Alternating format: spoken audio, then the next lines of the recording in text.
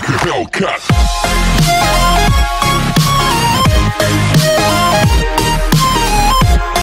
Hai, Assalamualaikum. Saya adalah Cikgu Azhar Zakiah binti Mat Saleh. Hari ini kita akan mempelajari tajuk Sains KSSM tingkatan 5 iaitu tajuk 6.12 aplikasi elektrolisis dalam industri. Jom kita belajar.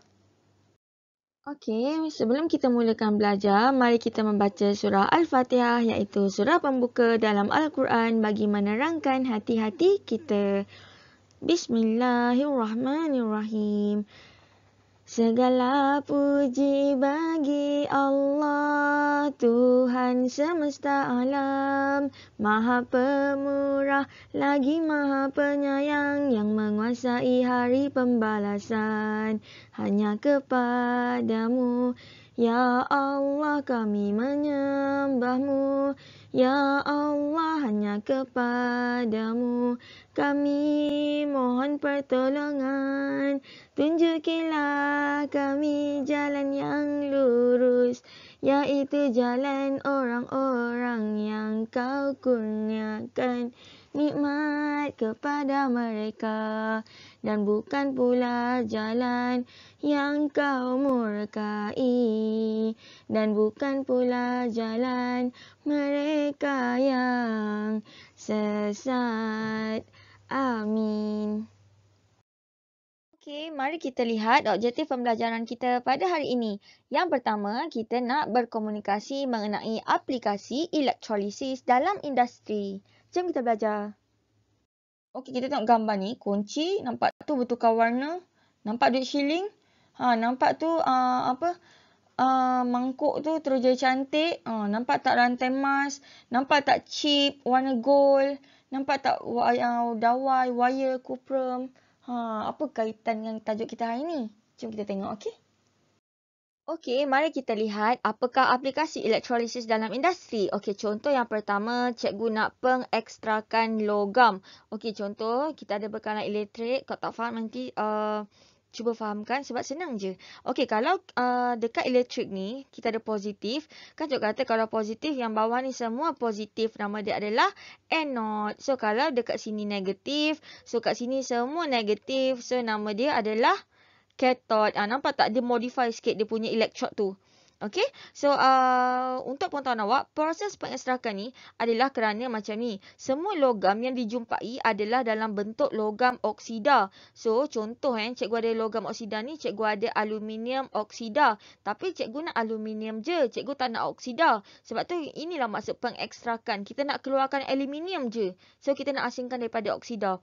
Faham tak? So, contoh kita tahu aluminium adalah, okey, kita masuk ke aluminium kat sini. Kita tahu aluminium adalah logam dan O adalah bukan logam. Kalau logam dia mesti cas positif, kalau bukan logam mesti cas negatif. Ingat kan? Okey, so kalau dia positif, dia akan pergi mana?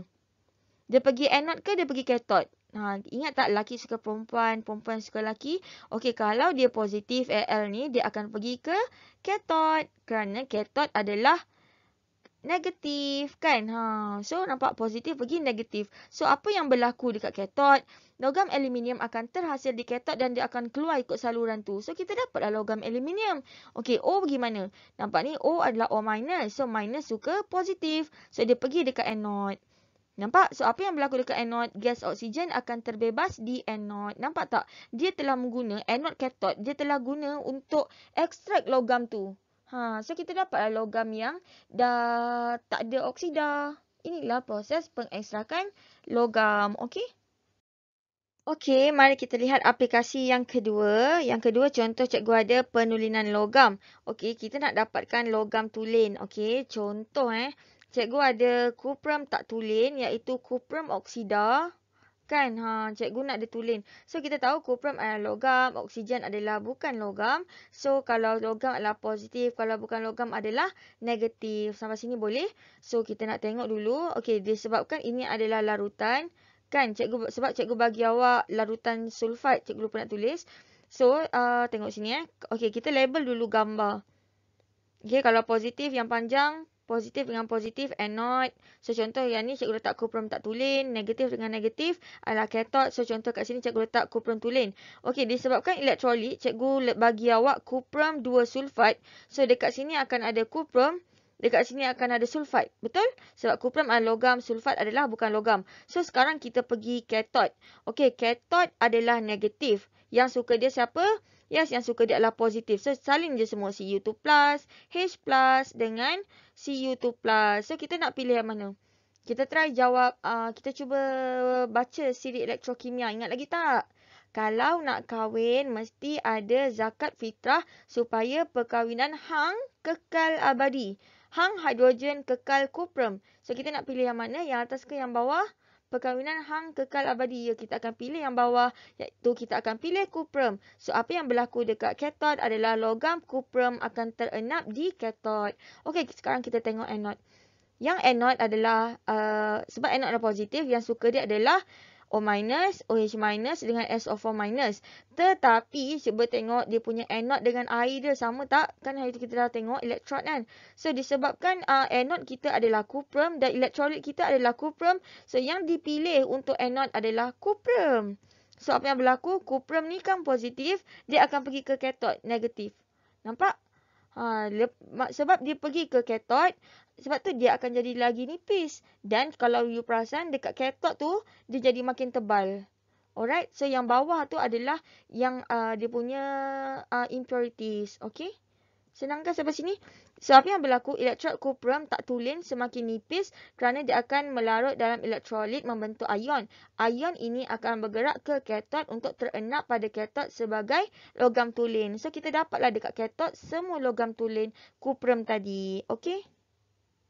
Okey, mari kita lihat aplikasi yang ketiga, iaitu penyaduran logam. Untuk apa? Untuk kita nak jadikan logam tu lebih menarik dan tahan kakisan. Okey, dalam sains tahan kakisan maksudnya kita nak jadikan dia tahan karat.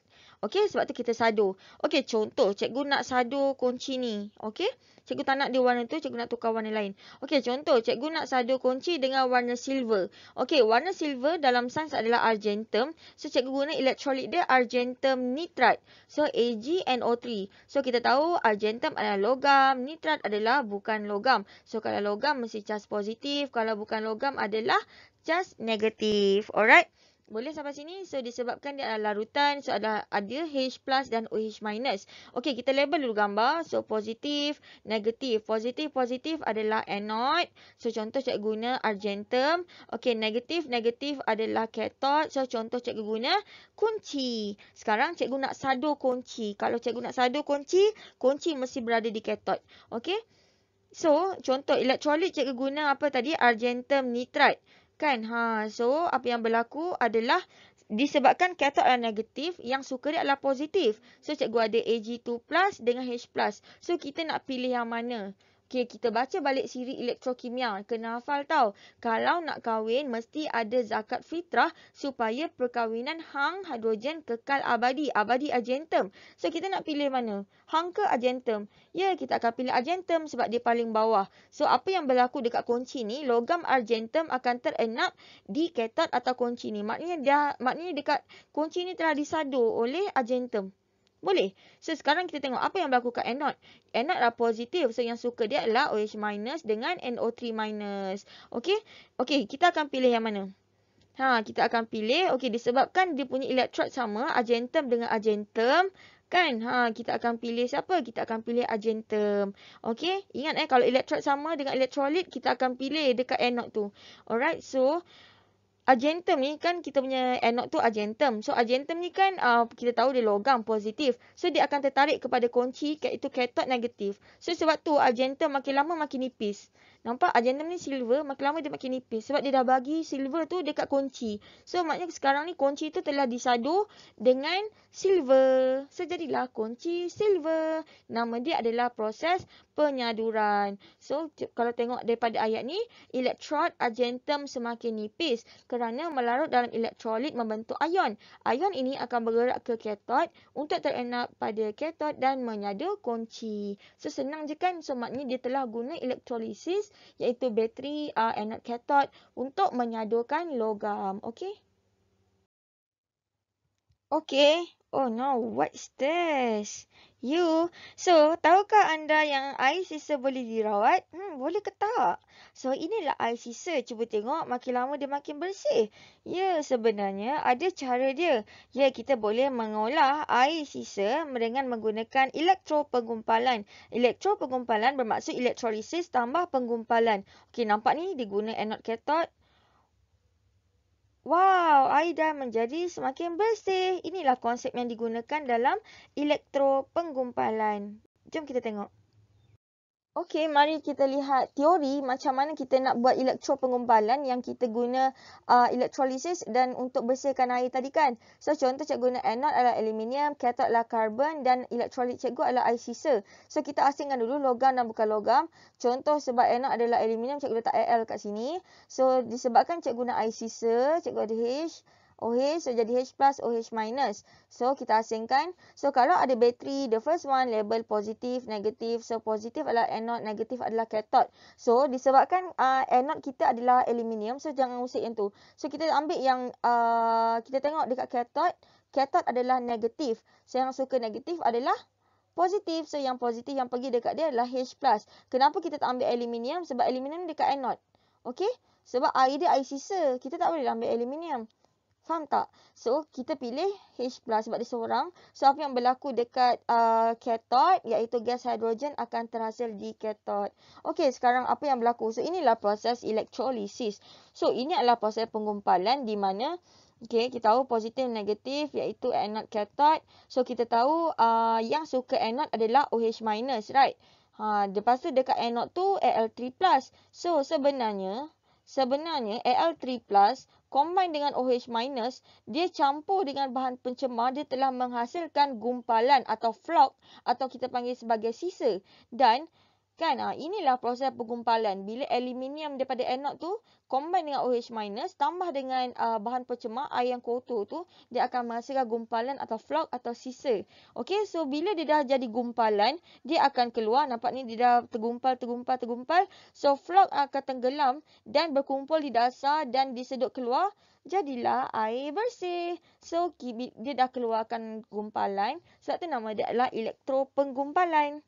Senang kan? Maknanya dia guna elektrolisis dan dia gumpalkan untuk bersihkan air sisa. Okey?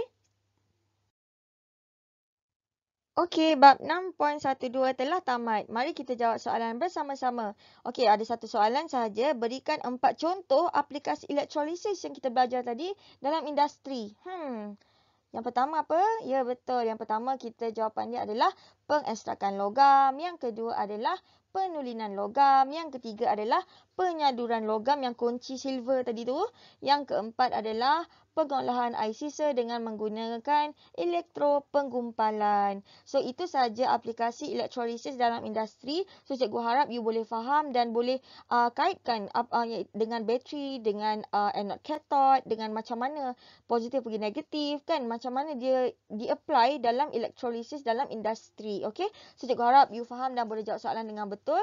So, itu sahaja untuk tajuk 6.12. So, bagi siapa yang baru jumpa channel cikgu, jom like dan subscribe channel cikgu Azaz Zakia binti Mak Saleh bagi mempelajari tajuk Sains KSSM tingkatan 5 yang lain. Okey semua, thank you, bye.